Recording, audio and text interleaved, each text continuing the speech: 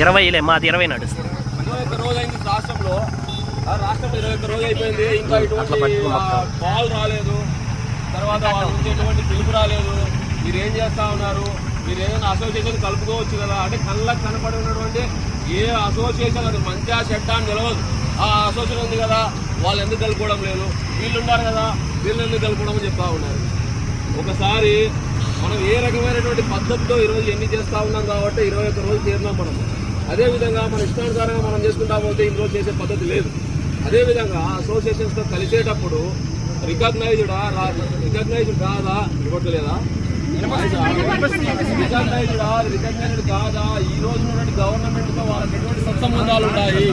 రేపు పొద్దున NHM platform మీద ఉండి మనం ఈ రకమైన సమ్మెలు చేయొచ్చా అనే ఒక ఆలోచన వచ్చినప్పుడు ఒక లాయర్ గారిని మనం హైకోర్టులో మాట్లాడినప్పుడు 2 విషయాలు చెప్పాడు. ఎన్హెచ్ఎంలో ఉండి ఈ రకమైనటువంటి కాంట్రాక్ట్ ఉద్యోగులుగా ఉన్న మీరు, స్కీమ్లో ఉన్న మీరు ఎటువంటి ధర్నాలు చేయనికి లేదు, ఎటువంటి ఇట్లా డ్యూటీలు మానేసి బయటకు వచ్చే పరిస్థితి లేదు అని ఒకటే మాట చెప్పినాడు.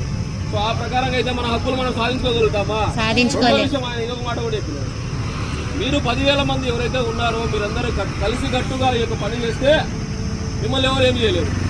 మీకు టెర్మినేషన్ రావు, శోకాల వరకు ఆగిపోతారు, ఎటువంటి ఇబ్బందులు ఉండవని చెప్పడం జరిగింది.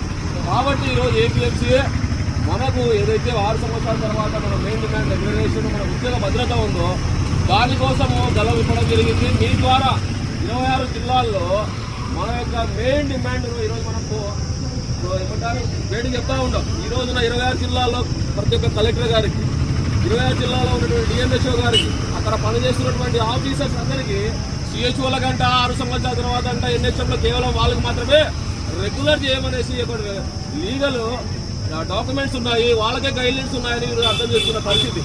మరి ఈ రోజు మనం చెప్తే కదా రాబోయే 4 సంవత్సరాల్లో మనం ఇంకా పోరాటాలు చేసి ఈ యొక్క విషయాన్ని ఇంకొంచెం లోతుగా డెప్త్గా తీసుకుపోయి సాధించుకోవడానికి అవకాశం ఉండాలి. మరి ఇదే అసోసియేషన్ 2029లో చేస్తే, ఇదే అసోసియేషన్ 2029లో ఈ కాల్ చేస్తే మనకి ఏమన్నా మన బెనిఫిట్ ఉంటుందా? ఉండదు. మరి సమయం కాదా? ఇదే సమయం ఏ రకంగా చూసుకున్నా అధికారులు కానీ రూల్స్ ప్రకారం కానీ మనం మినిమం టైం ఇవ్వడం జరిగింది.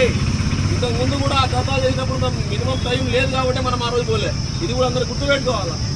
ఇదో టైం అయింది కాబట్టి మనకు మినిమం గైడ్లైన్స్ చెప్పాలి, వాళ్ళు ఆన్సర్ చేయాలి కాబట్టి మీరు ముందుకు పోయినాం మనం. సో అదేవిధంగా మనకు 2023లో జరిగినటువంటి హైకు అన్యాయం కానీ 2023లో పెట్టినటువంటి ఇంక్రిమెంట్